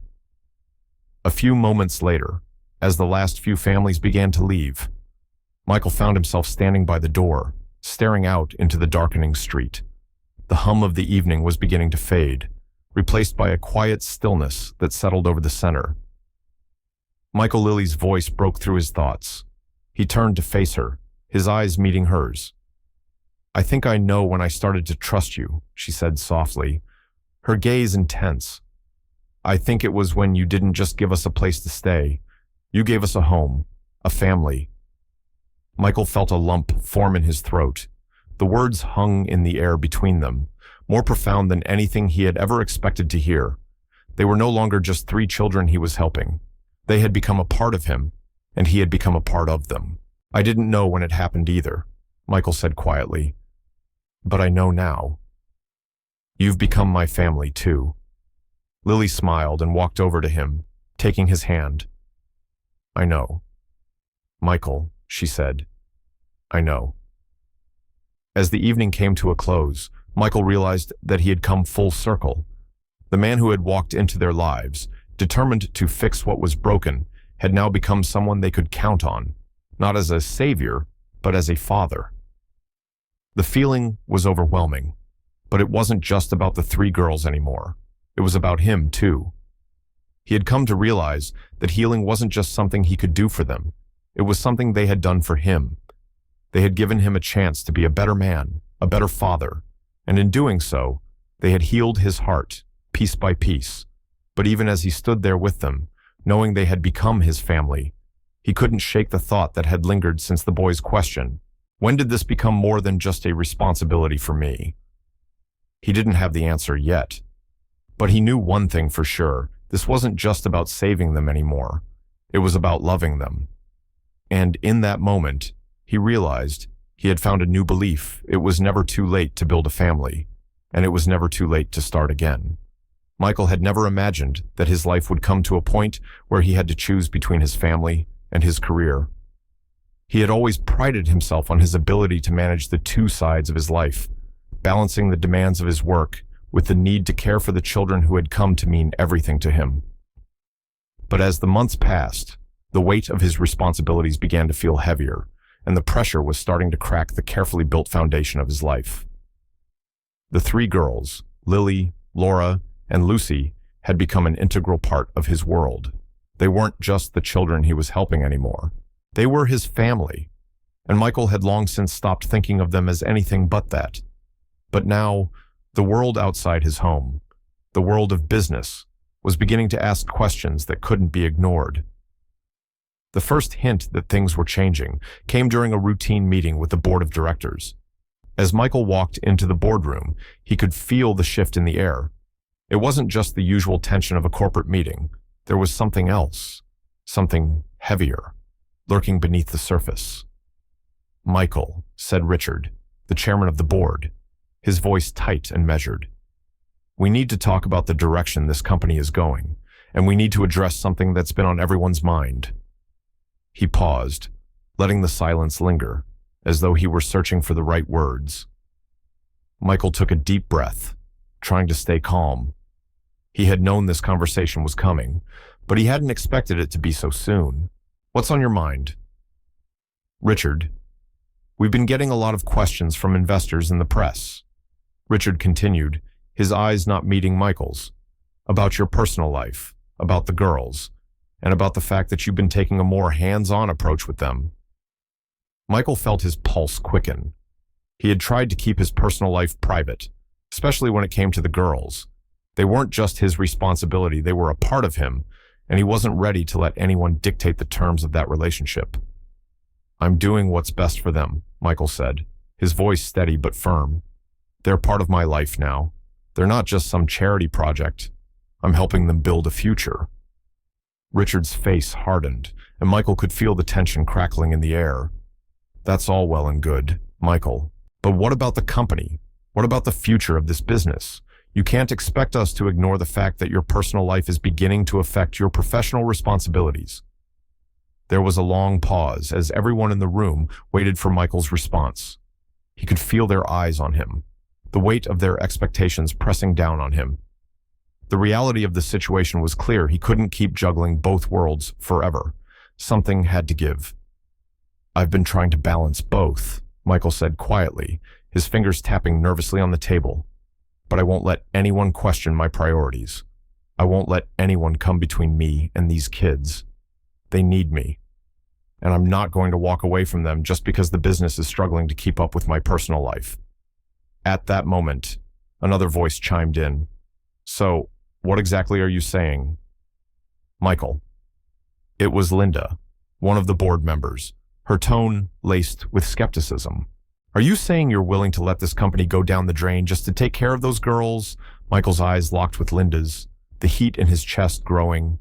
He wasn't about to let anyone, especially people who had no understanding of what he'd been through, dictate how he lived his life. No, Michael said, his voice gaining strength. I'm not saying that.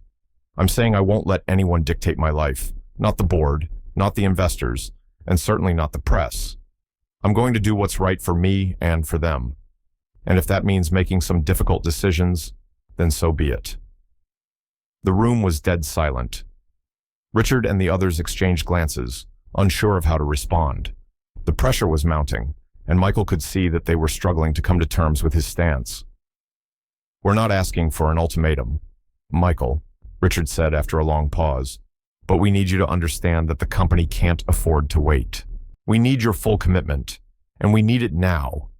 Either the girls go, or your position here does. Michael's heart raced as the words sank in. They were asking him to choose between the life he had built with these children and everything he had worked for professionally. The weight of that decision was suffocating. But Michael knew one thing for certain: he wasn't going to let them tear apart what he had worked so hard to build with the girls. I don't choose between them and the company, Michael said, his voice firm and unwavering. I build both. I'll make it work. And if that's not enough for you, then maybe it's time for me to build something else. The tension in the room was palpable, and for a moment, it seemed like no one knew how to react. But Michael wasn't going to back down. He had made his decision. He was going to fight for both his family and his career. Richard looked at Michael for a long moment, his expression unreadable. Finally, he sighed. We'll discuss this further, but I'm telling you now, Michael, this company won't survive if you don't prioritize it. Michael stood up from the table, his mind made up. Then I'll rebuild it from the ground up, he said, his voice calm but resolute. And I'll make sure that I don't leave anyone behind in the process.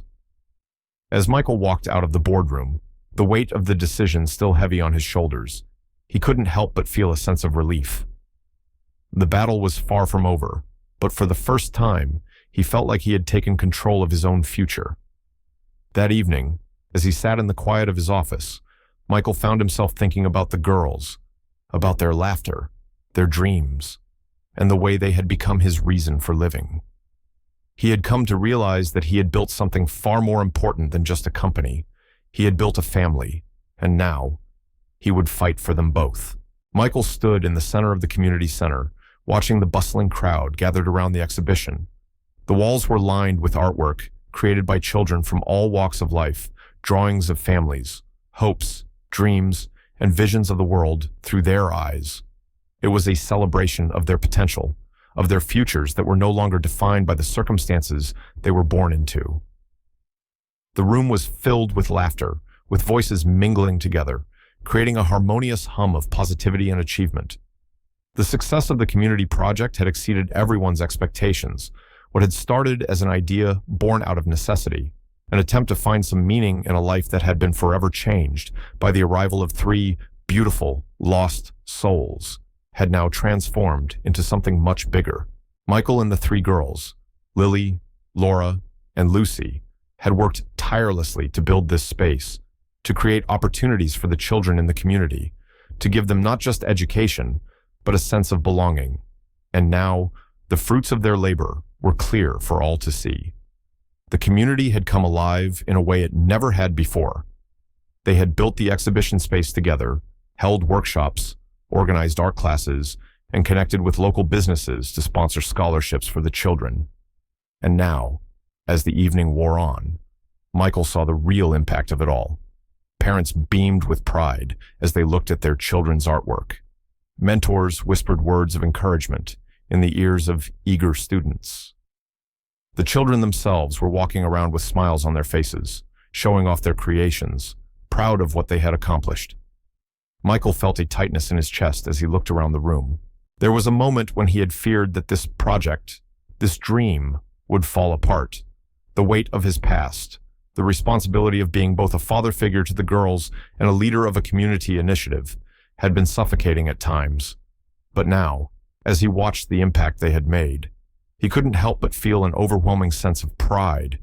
It wasn't just about the community or the company or even the future of the girls. It was about love, the kind of love that had driven him to fight for a future with them, to pour his heart into every decision, every late night spent in the office, every negotiation to get the resources they needed. And now, it was paying off. The transformation was real. The girls were running around, laughing with their friends, their eyes bright with excitement. Michael's heart swelled with affection for them. They weren't just the children he was raising anymore. They were his children. And their success was his success. Suddenly, a voice interrupted his reverie. Michael. He turned to see Jennifer Hayes, the lawyer who had become one of his closest allies, standing nearby. Her expression was warm, but there was a certain gravity to her presence, as if she had something important to say. I just wanted to say, this is incredible. You've really made a difference, not just in their lives, but in the whole community, Jennifer said, her eyes scanning the room. Michael gave a small, humble smile. I didn't do it alone, he said. These kids, they're the ones who showed me what it means to fight for something that matters.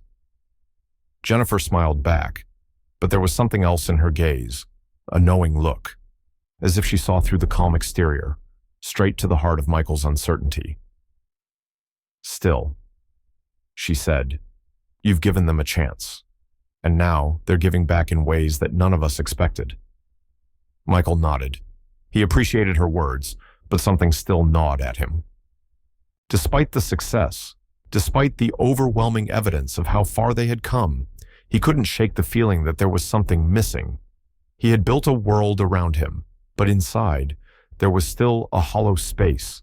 As the evening wore on, more people arrived, more parents, more mentors, more children.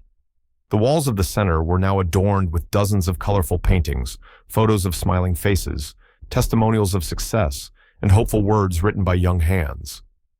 This was more than just a showcase of talent. It was a celebration of resilience, of what could happen when people came together for a greater purpose. But as the crowd thickened, Michael couldn't help but look at the girls, watching them interact with their new friends. They were happy. They were thriving. And for the first time, Michael felt the stirring of something that had long been buried, his love for them. Yet, as he stood there, basking in the glow of their success, the warmth of their smiles, there was still a void. Something unspoken lingered between them, something he couldn't quite put into words. It wasn't the success of the exhibition or the fulfillment of seeing the children find their place. It was something deeper, something about him. Michael. A voice called out. He turned to see one of the children, a young boy, standing by his side, looking up at him with wide eyes. When's Mr. Ethan coming back? The boy asked, his voice hopeful, innocent. Michael's chest tightened, the question striking a chord he hadn't been ready for. Ethan, the man who had once played such a pivotal role in his life, in the girls' lives, and yet had never really been a part of their world. It was as if the boy had sensed the gap in the story, the part of their journey that was yet to be fully understood. Michael swallowed hard, unsure of how to respond. Ethan wasn't coming back. He never would. But there was a part of Michael that still couldn't let go of the idea that the girls needed him just as much as they needed the love they had found in the community. I don't know, kiddo, Michael replied softly, his voice tinged with uncertainty. But I'm here. I'm always going to be here. The boy smiled, and Michael's heart ached. He wasn't sure what he had expected, but the question had brought him face to face with something he hadn't wanted to acknowledge. He had become something to these children that he had never imagined. The night continued, and Michael remained caught in his thoughts. The warmth of the evening juxtaposed against the chill in his heart. He had found love, family, and success. But there was still a piece of the puzzle missing. As the exhibition came to a close and the last guests trickled out, Michael stood by the door, watching the three girls talk excitedly to each other. They were no longer just survivors. They were thriving in ways he couldn't have imagined when they first met. He looked at them with pride, but as he did, a figure approached from behind. It was an older man, someone Michael didn't immediately recognize, but who looked familiar. The man's voice cut through the night's soft hum. "Who's Ethan?" he asked, looking directly at Michael, as if waiting for a definitive answer. Michael's heart skipped a beat. The evening was crisp, the sky painted with hues of orange and purple as the sun dipped behind the horizon. Inside the community center, the soft murmur of voices filled the air. People moved slowly through the space, admiring the artwork on the walls, each piece a testament to a child's creativity, resilience, and hope. The room was alive with color, not just in the paintings and sculptures, but in the expressions of the families and the children standing beside their creations. The event was small, more intimate than grand, but its significance was immeasurable. Michael stood at the far end of the room, watching as children eagerly pointed to their work, explaining to their parents what each stroke of paint or clay figure meant to them. He could hear the laughter, the applause, the hushed words of admiration, and for the first time, Michael allowed himself to feel pride, not in the success of the exhibition, though it had exceeded every expectation, but in the way these children had grown, in the way they had transformed from uncertain souls into vibrant, confident individuals, all while showing him what it meant to truly care. Lily, Laura, and Lucy were there, standing at the front with their own artworks displayed proudly for everyone to see. It was clear that their bond had deepened since the project had started. They were no longer just children he had taken in. They were his family. The love he felt for them was something beyond the words he had once struggled to say. The small, makeshift gallery had become a symbol of transformation, not just for the children, but for Michael himself. His life, which had once been ruled by work and the shadows of his past mistakes, was now centered around these children. They had changed him in ways he could never have predicted. They had given him more than purpose. They had given him the kind of love that made the world seem a little less heavy, a little less lonely. And as he stood there, observing the scene, his thoughts briefly flickered back to the journey that had brought him here. It hadn't been easy. There had been moments of doubt, of wondering if he could really be the man they needed. There had been mistakes, misunderstandings, and moments when he thought he might lose everything he'd worked for. But now, looking around at the smiles and the excitement in the room, it was hard not to feel a profound sense of gratitude for what they had all created together. As the night went on, Michael's gaze was drawn to the stage where the children had been asked to give short speeches. One by one, they stood before the audience, nervously fidgeting with their notes, but smiling all the same. When Lily stepped forward, her eyes met Michael's across the room, and for a moment, everything seemed to fall away. She smiled, a little unsure but still full of pride, and then she began to speak. "Thank you for coming," she said, her voice trembling slightly but growing stronger with each word. This is our art. It's what we've made. It's who we are now." The words seemed simple, but they held so much weight. Michael's heart swelled as she continued, her confidence shining through. And then, as she finished her speech, she stepped down and walked toward him, not as a girl he was raising, but as someone who had found her place beside him. The connection between them was stronger than ever, unspoken but undeniable. The room erupted into applause, but Michael barely heard it. His mind was occupied with something else entirely, the overwhelming love and pride he felt for the child who had once been lost and now stood before him as someone who had found herself, someone who had found her voice. He felt as if he had a place in the world again. His world. A few moments later, as the night began to wind down, Michael found himself standing near the back of the room, his hands in his pockets, lost in thought. The exhibition had been a success, but there was something lingering, something unspoken between him and the girls, as if they were waiting for something, an acknowledgement, a recognition of everything they had been through together. But he didn't need to speak it. They didn't need him to say the words. It was already understood. Michael. A voice interrupted his thoughts. He turned to see Jennifer standing nearby. She had been by his side through this entire journey, helping him navigate the legal battles, offering support when it felt like everything was falling apart. "I just wanted to say, I'm proud of you," she said softly, her eyes meeting his with sincerity. "You've built something incredible here, but you've built something even more important with them." She gestured toward the girls, who were now laughing with their friends in the corner.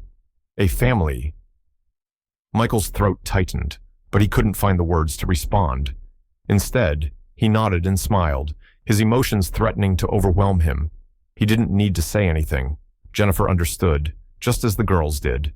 Later, as the last guests filtered out, Michael was left standing with the three girls. He looked at them, his heart full, but then something caught his eye. A small, delicate gift had been placed at the center of the stage, a statue of a ballerina, made from clay, with a graceful posture. He recognized it instantly. It was something one of the girls had made during the workshops. Lily was the first to approach the statue, her eyes soft as she traced the edges with her fingers. "It's beautiful," she whispered. "She was always here. Wasn't she always watching over us?" Michael's heart skipped. He had no idea what Lily meant. The statue was familiar, but it felt like something he had forgotten, something important. He walked over, his feet slow, and his gaze fixed on the sculpture. There, beside it, was a small letter, folded neatly. He picked it up, his hands trembling slightly, and unfolded it. The words were handwritten in a delicate, familiar script. "I never meant to leave, but sometimes things get lost in the dark. I only hope you can forgive me." The letter was from Ethan. Michael's breath caught in his throat.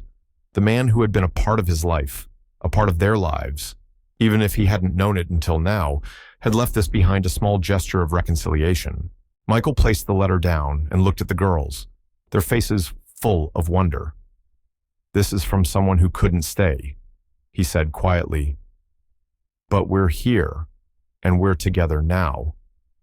Lily turned to him, her eyes wide, and whispered, "We don't need to be the same to be together." Right, Michael's throat tightened.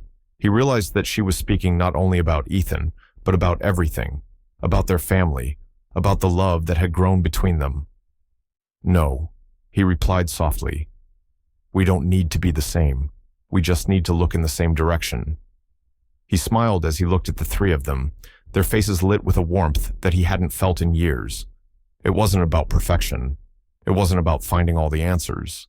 It was about being there for each other. And that was enough. As the room began to empty, Michael turned to the girls, his heart full, knowing that everything had changed, not because of what they had accomplished, but because of the love they had found in each other. The streetlights flickered as the night settled, casting long shadows over the empty sidewalk. He looked at the small faces before him, no longer strangers, but something more. In that quiet moment, as the world around them rushed by, there was no grand gesture, no applause, just the soft hum of shared understanding. Sometimes, healing isn't loud. It doesn't come with a dramatic confession or a perfect resolution. It comes in the little things the hand held, the quiet presence, the willingness to stay even when the world says to let go. What is the true measure of a life well lived? Perhaps it's not the successes or the accolades, but the simple moments of connection, the quiet choices we make to show up again and again. And as the night deepened, the question lingered. Can we ever truly walk away from the ones who need us? Or do we find a way to stay, even if we don't have all the answers?